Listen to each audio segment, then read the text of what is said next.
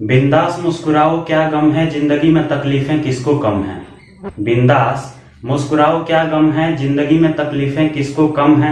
सुख और दुख तो सिर्फ एक मन का भ्रम है, क्योंकि जिंदगी का नाम ही कभी खुशी तो कभी गम है। हेलो फ्रेंड्स, मैं आपका अपना राहुल सर स्वागत करता हूं अपने इस YouTube channel science by Rahul sir PCB में। आज हम इस वीडियो में बात करेंगे बायोलॉजी के एक बहुत ही महत्वपूर्ण टॉपिक जिसका नाम है कोशिका।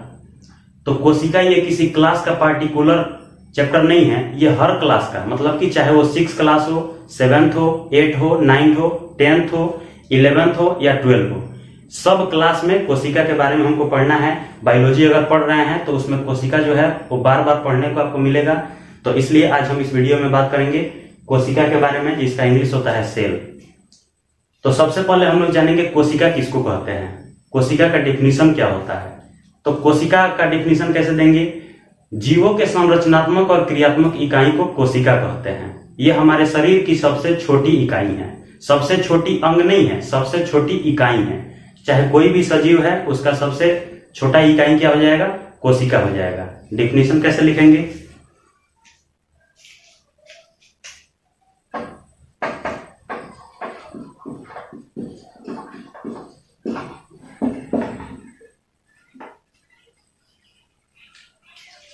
तो सेल का डिफिनीशन कैसे देंगे, कोशिका का डिफिनीशन कैसे देंगे। जीवों के संरचनात्मक और क्रियात्मक इकाई को कोशिका कहते हैं। मतलब कि जितने भी जीव होते हैं, जितने भी सजीव प्राणी हैं, चाहे वो पौधे हैं चाहे वो जंतु हैं, वे सब के सब कोशिका से मिलकर बने होते हैं। जिस तरह से घर का सबसे छोटा इकाई होता है ईंट, उस ईंट के सहारे ही घर को बनाया जाता है, ठीक उसी तरह से हमारे शरीर का, या जितने भी सजीव प्राणी हैं उन सबका शरीर किससे बना है, कोशिकाओं से बना है। नोट में लिखेंगे,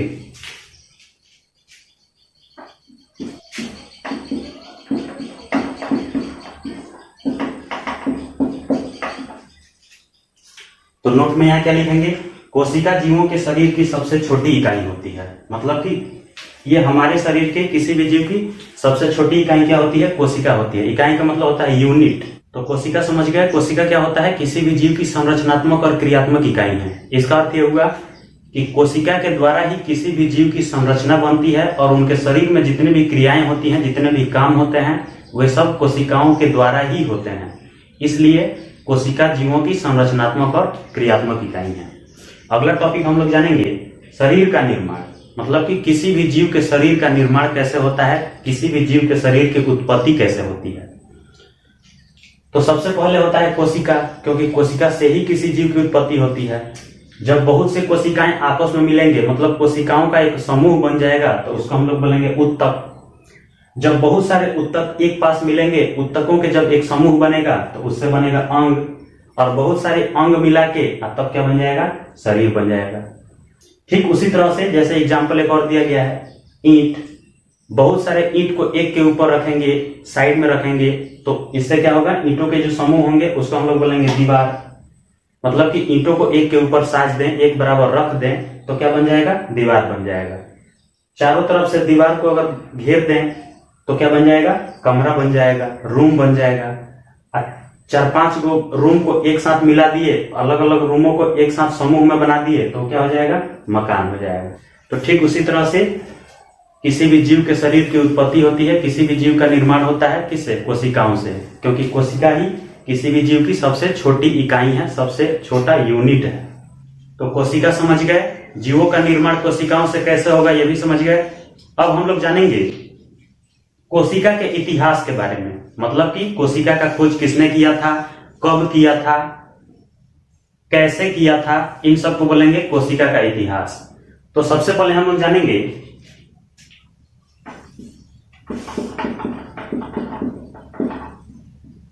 कोशिका। तो कोशिका का इंग्लिश होता है सेल।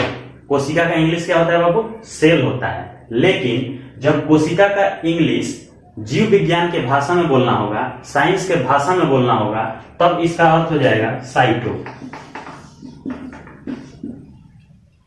तब इसका अर्थ क्या हो जाएगा, साइटो हो जाएगा।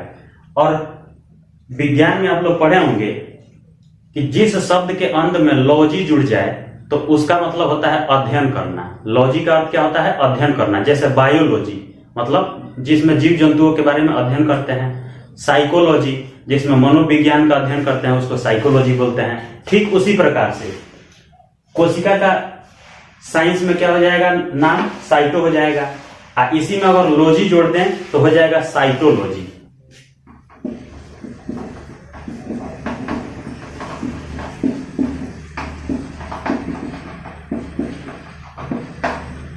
अगर हम साइटो में लॉजी जोड़ देंगे तो ये क्या बन जाएगा, साइटोलॉजी बन जाएगा। तो साइटो का अर्थ यहां पे होता है कोशिका, और लॉजी का अर्थ होता है अध्ययन करना।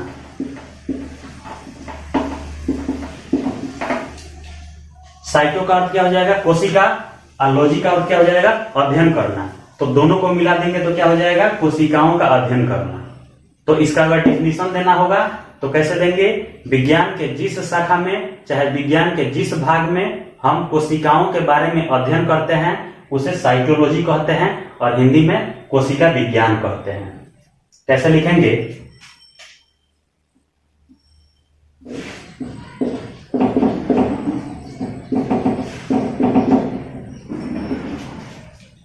तो साइटोलॉजी का डिफिनीशन कैसे देंगे, कोशिका विज्ञान का डिफिनीशन कैसे देंगे, जीव विज्ञान के जिस शाखा में हम कोशिकाओं के बारे में अध्ययन करते हैं वह कोशिका विज्ञान या साइटोलॉजी कहलाता है।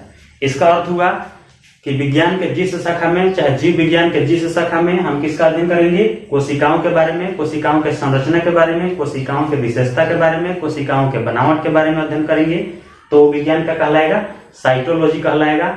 जिस तरह से बायोलॉजी, बायो का अर्थ होता है जीवित या जीव, और लॉजी का अर्थ होता है अध्ययन करना। तो बायोलॉजी में हम लोग किसका अध्ययन करते हैं, जीवित जंतुओं का, जीवित सजीवों के बारे में अध्ययन करते हैं।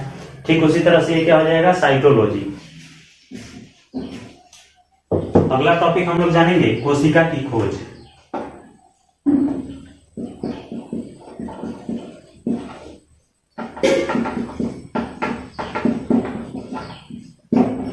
कोशिका की खोज, तो कोशिका की खोज किसने किया था, रॉबर्ट हुक ने किया था।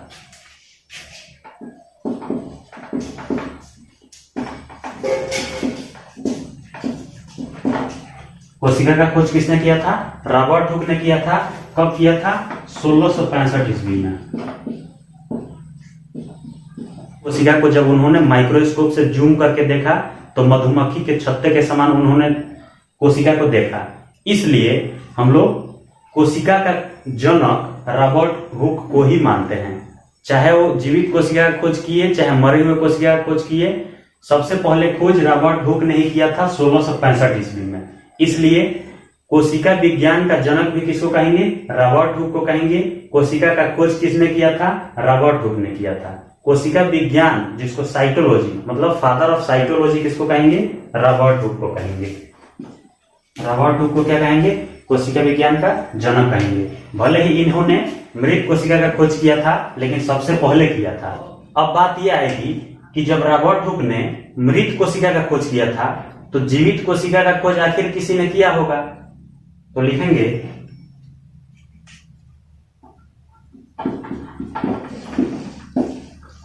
जीवित कोशिका का खोज किसने किया था, एंटोनी वान ल्यूवेनहॉक ने किया था।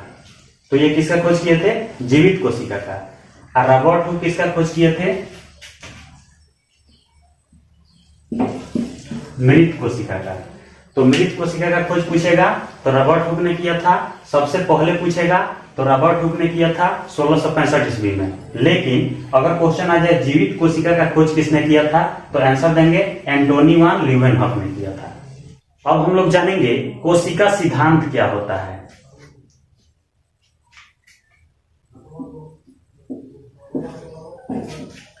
स्लाइडेन और स्वान, स्लाइडेन और स्वान दो व्यक्ति थे, दो वैज्ञानिक थे। इन्होंने सबसे पहले ये बताया था कि हमारे शरीर का निर्माण कोशिकाओं से हुआ है। हमारे शरीर का सबसे छोटी इकाई कोशिका है। शरीर के संरचनात्मक और क्रियात्मक इकाई को कोशिका कहते हैं। तो इसी का नाम इन्होंने क्या रखा, कोशिका सिद्धांत रखा। और उनका नाम क्या था, स्लाइडेन और स्वान। ये दो वैज्ञानिक थे।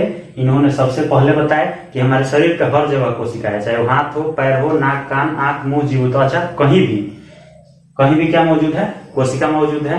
तो इसी को उन्होंने क्या नाम दिया, कोशिका सिद्धांत का नाम दिया। और किसने बताया, ये स्लाइडेन और स्वान नामक वैज्ञानिक ने बताया था। तो क्वेश्चन आपसे पूछा जाएगा कोशिका सिद्धांत किसने दिया था, तो आंसर क्या देंगे, स्लाइडेन और स्वान ने। लेकिन क्वेश्चन पूछा जाएगा कि कोशिका का खोज किसने किया था, तो रॉबर्ट हुक ने किया था। तो दोनों में अंतर समझ गए। कोशिका सिद्धांत दिए थे स्लाइडेन और स्वान ने, जीवित कोशिका खोजे थे एंटोनी वान लीवेनहॉक ने, मृत कोशिका खोजे थे रॉबर्ट हुक ने, सबसे पहले खोजे थे रॉबर्ट हुक ने, कितने ईस्वी में, 1665 ईस्वी में। अब हम लोग जानेंगे कि सबसे छोटी कोशिका और सबसे बड़ी कोशिका कौन सी है। सबसे छोटी मतलब पूरा ऑल ओवर द वर्ल्ड, मतलब पूरे विश्व में, पूरे दुनिया में सबसे छोटी कोशिका कौन है और सबसे बड़ी कोशिका कौन है।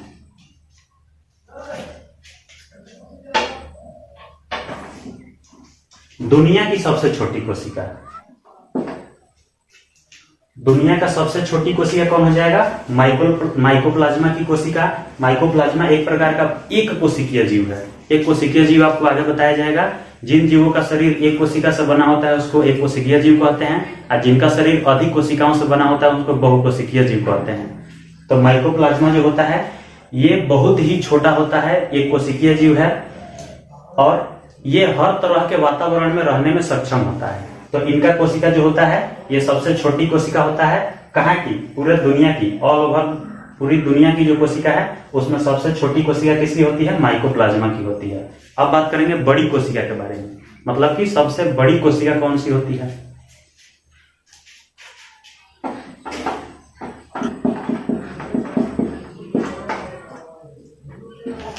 सबसे बड़ा कोशिका कौन सा हो जाएगा, शुतुरमुर्ग के अंडे की कोशिका। शुतुरमुर्ग एक प्रकार का पक्षी है जो अफ्रीका में पाया जाता है। कहाँ पाया जाता है, अफ्रीका में पाया जाता है। और ये एक प्रकार का ऐसा पक्षी है जो उड़ नहीं पाता है, लेकिन ये बहुत तेजी से चल सकता है। 2 पैर वाला ये पक्षी है, उड़ नहीं सकता है लेकिन बहुत तेजी से चल सकता है। इस प्रकार का ये जीव है। ये लगभग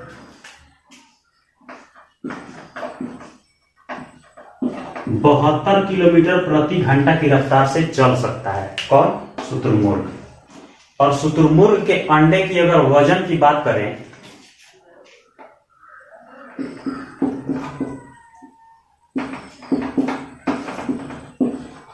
अंडे का वजन होता है 1.6 kg, मतलब कि 1.6 किलोग्राम का इसका एक अंडा होता है। शुतुरमुर्ग के एक अंडे का वजन कितना होता है, लगभग में होता है ये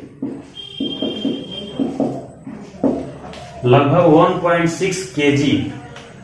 इसका साइज समझ लीजिए कितना बड़ा होता है। मुर्गी का 24 से 25 अंडा को अगर एक पास मिलाएंगे, जितना बड़ा साइज बनेगा उतना साइज शुतुरमुर्ग के एक अंडे का होता है। तो इसीलिए शुतुरमुर्ग के अंडे का जो कोशिका है वो दुनिया का सबसे बड़ा कोशिका माना जाता है। लेकिन सबसे छोटे कोशिका किसको माना जाता है, माइकोप्लाज्मा की कोशिका माना जाता है। तो बड़ा और छोटा दोनों समझ गए। अब हम लोग बात करेंगे मानव में सबसे छोटी कोशिका कौन होती है और मानव में सबसे बड़ी कोशिका कौन होती है। शुक्राणु की कोशिका। मानव में जो शुक्राणु होते हैं, मानव में जो युग्मक होते हैं जिनके द्वारा रिप्रोडक्शन की क्रिया होती है, नए संतान की उत्पत्ति होती है, तो सबसे छोटी जो कोशिका होती है वो पुरुष के जो शुक्राणु होते हैं, जिसको इंग्लिश में स्पर्म बोलते हैं, तो उसकी जो कोशिका होती है वो मानव में सबसे छोटी कोशिका होती है। आपको रिप्रोडक्शन चैप्टर में बढ़िया से पढ़ाएंगे, उस समय आपको बताया जाएगा शुक्राणु कैसे होते हैं, कैसे ये निषेचन करते हैं, किस तरह से नए संतान की उत्पत्ति होती है। तो ये रिप्रोडक्शन जनन वाला चैप्टर में बताएंगे। अभी बस आप ये जान लीजिए कि मानव में सबसे छोटी कोशिका कौन सी होती है, तो शुक्राणु की कोशिका होती है, स्पर्म की शुक्राणु होती है पुरुष में। और अगर हम बात करें कि सबसे बड़ी कोशिका किसमें होती है, मानव में, मतलब तो मानव में सबसे बड़ी कोशिका किसकी होती है, अंडाणु की होती है, जिसका इंग्लिश होता है ओवम। और क्या पाया जाता है, ये महिलाओं में पाया जाता है। लेकिन सबसे छोटी कोशिका क्या हो जाएगी, शुक्राणु हो जाएगा, जिसका इंग्लिश होता है स्पर्म। और ये कहाँ पाया जाएगा, पुरुष में पाया जाएगा।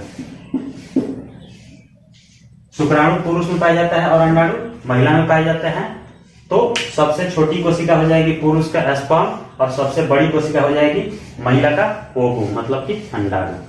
अब हम लोग समझेंगे कि सबसे लंबी कोशिका कौन है, मतलब मानव में सबसे लंबी कोशिका कौन है।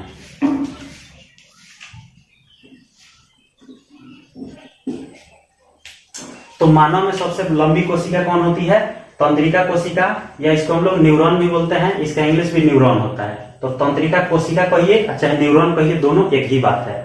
अब आप ये सोचेंगे कि सबसे बड़ी और सबसे लंबी, तो बड़ा और लंबा में अंतर समझिए। दुबई मॉल बहुत बड़ा है, लेकिन दुबई का बुर्ज खलीफा बहुत लंबा है। अंतर समझिए। दिल्ली का लाल किला बहुत बड़ा है, लेकिन दिल्ली का ही कुतुब मीनार बहुत लंबा है। बड़ा और लंबा में अंतर समझ गए। बड़ा क्या होता है? जो पूरा उसका चौड़ाई भी बड़ा हो, आकार भी बड़ा हो, उसको हम लोग बड़ा बोलते हैं। लेकिन लंबा का अर्थ होता है जिसका लंबाई ज्यादा होते हैं। नारियल का पौधा पेड़ हो जाएगा, ये क्या होता है? लंबा होता है। बिजली का खंबा हो जाएगा, ये क्या होता है? लंबा होता है। तो लंबा और बड़ा में अंतर समझ गए। लंबा जो होता है जिसकी लंबाई ज्यादा होती है, और बड़ा का अर्थ होता है जो जिसका पूरा एरिया बड़ा होता है, तो उसको हम लोग बोलते हैं लंबा। तो बड़ा कोशिका, छोटा कोशिका, लंबा कोशिका सब समझ गए। एक बार रिवाइज मारेंगे। दुनिया की सबसे छोटी कोशिका माइकोप्लाज्मा। दुनिया की सबसे छोटी क्या होगी? माइकोप्लाज्मा होगी। दुनिया की सबसे बड़ी कोशिका शुतुरमुर्ग के अंडे की कोशिका। शुतुरमुर्ग पता ही आपको, जिसका इंग्लिश होता है ऑस्ट्रिच। ऑस्ट्रिच मतलब होता है शुतुरमुर्ग। तो ये कहां पाया जाता है? अफ्रीका में पाया जाता है, और ये 72 किलोमीटर प्रति घंटा की रफ्तार से भाग सकता है। तो इसके अंडे का जो कोशिका होता है वो सबसे बड़ा कोशिका होता है। पूरे दुनिया में बात की जा रही है। ये पूरे दुनिया की सबसे छोटा, ये पूरे दुनिया की सबसे बड़ा। अंडे का वजन कितना होता है? 1.6 केजी लगभग। मतलब कि शुतुरमुर्ग का जो एक अंडा होता है वो 24 गो मुर्गी या 25 गो मुर्गी के अंडे के बराबर होता है, एक अंडा शुतुरमुर्ग के। तो 1.6 केजी उसका वजन होता है, 1 केजी एक अंडे का। मानव में सबसे छोटी कोशिका कौन हो जाएगी? शुक्राणु हो जाएगा, स्पर्म हो जाएगा, जो पुरुषों में पाया जाता है। मानव में सबसे बड़ी कोशिका कौन हो जाएगी? अंडाणु, जिसका इंग्लिश ओवम होता है, और ये किसमें पाया जाता है? महिलाओं में पाया जाता है। मानव में सबसे लंबी कोशिका क्या हो जाएगी? तंत्रिका कोशिका या न्यूरॉन हो जाएगी। ये सबसे लंबी कोशिका है। अब हम लोग बात करेंगे सेल डिवीजन क्या होता है। कोशिका विभाजन का अर्थ होता है कोशिकाओं का विकास होकर अलग अलग भागों में बंट जाना और फिर उससे नई कोशिका तैयार होना। उसको बोलते हैं हम लोग सेल डिवीजन या कोशिका विभाजन। कोशिका विभाजन के द्वारा ही कोई भी जीव जंतु छोटा से बड़ा होता है, चाहे वो पौधे हो चाहे मानव हो, सब में कोशिका विभाजन की क्रिया होगी। जितने भी सजीव प्राणी हैं, तो पौधे भी सजीव होते हैं, मानव भी सजीव होते हैं, जितने भी जीव जंतु सजीव हैं उनमें सेल डिवीजन, कोशिका विभाजन की क्रिया जरूर होती है।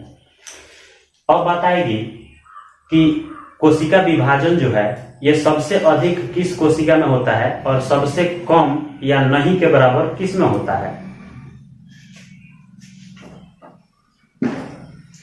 मनुष्य का जो लीवर होता है, यकृत होता है, उसमें बहुत तेजी से कोशिका विभाजन की क्रिया होती है। मतलब बहुत तेजी से उसमें सेल डिवीजन होता है और बहुत जल्दी जल्दी नए कोशिकाओं का निर्माण कर लेता है। कौन? मनुष्य का जो लीवर है, जिसको हिंदी में यकृत बोलते हैं। तो सबसे तेजी से कोशिका विभाजन किसमें होगा? लीवर में होगा। अब बात आती है कोशिका विभाजन का न होना, माने हमारे शरीर का वह कौन सा हिस्सा है जिसमें कोशिका विभाजन की क्रिया नहीं होती है। तो वो हिस्सा होता है न्यूरॉन।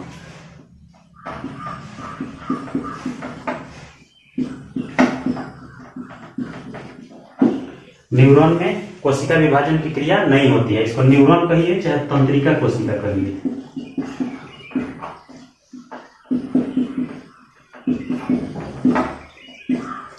तंत्रिका कोशिका में कोशिका विभाजन की क्रिया नहीं होती है, इसीलिए आपको अपना जो सिर है, अपना जो पूरा ब्रेन है, इसको हमेशा बचा कर रखना चाहिए, क्योंकि इसमें सेल डिवीजन की क्रिया नहीं होती है। जब इस पर अंदर वाले हिस्से पे जब चोट लगता है तो उसमें नई कोशिकाएं नहीं बनती हैं। इसलिए एक बार जब ब्रेन पर चोट लग गया तो आदमी हमेशा के लिए मर जाता है। उसमें सेल डिवीजन की क्रिया नहीं होगी, उसका विकास नहीं होगा, वृद्धि नहीं होगा, नई कोशिकाएं नहीं बनेंगी और उस व्यक्ति की मृत्यु हो जाएगी। तो इसीलिए आप लोग जब भी बाइक चलाते हैं, गाड़ी चलाते हैं, तो कंट्रोल में चलाइए, ज्यादा स्पीड में न चलाइए और हमेशा हेलमेट पहन के चलाइए। हेलमेट पूरा अगर पहने रहेंगे तो गिरबो करेंगे तो चोट कम लगेगा या नहीं लगेगा। तो ब्रेन में चोट नहीं लगेगा, जिससे कोशिकाएं उसमें क्षतिग्रस्त नहीं होंगी। और क्षतिग्रस्त नहीं होंगी तो बहुत अच्छी बात है, क्योंकि न्यूरॉन में जो होता है कोशिका विभाजन की क्रिया होता ही नहीं है, इसमें सेल डिवीजन की क्रिया नहीं होता है। लेकिन सबसे तेजी से किसमें होता है? लीवर में होता है। हमारे शरीर में कोशिका विभाजन के चलते ही कहीं पे घाव हो जाता है, कहीं पे गड्ढा हो जाता है, कहीं पे कोई अंग कट गया तो वहां पे नई नई कोशिकाएं जन्म लेती हैं और इस तरह से जो गड्ढा है या घाव का जो निशान है वो धीरे धीरे भर जाता है। तो कोशिका विभाजन का जीवों का शरीर में बहुत ही ज्यादा महत्व है। तो ये समझ गए, सबसे तेजी से कोशिका विभाजन किसमें होगा? लीवर में होगा। और सबसे कोशिका विभाजन जिसमें नहीं होगा, कोशिका विभाजन न होना, इसको बोलते हैं न्यूरॉन। तो न्यूरॉन में कोशिका विभाजन होता ही नहीं है, इसलिए हमेशा आप लोग न्यूरॉन को बचाने की कोशिश कीजिए, इस पर चोट न लगे, हमेशा इसका ध्यान रखिए।